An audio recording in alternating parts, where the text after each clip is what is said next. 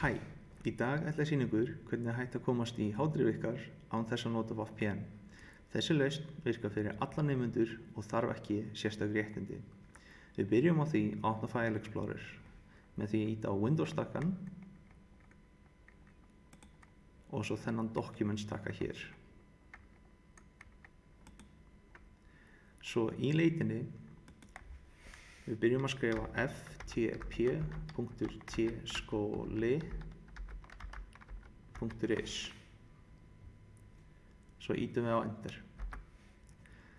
Þá kemur upp svona gluggi þar sem þú þarft að skráða inn með tækniskóla aðganginum.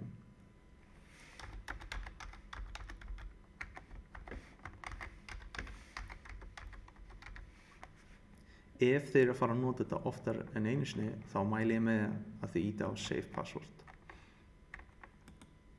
og svo Log On. Nú eru tengdir við hádrif ykkar og það er eitt annað sem ég mæli með, að þið ýta á þennan Pin to Quick Access. Þá er hádrif ykkar komið í svona undir fleitleiðum. Þannig þegar þið þurfið að opna hádrif ykkar, hann getur bara ýtt hérna.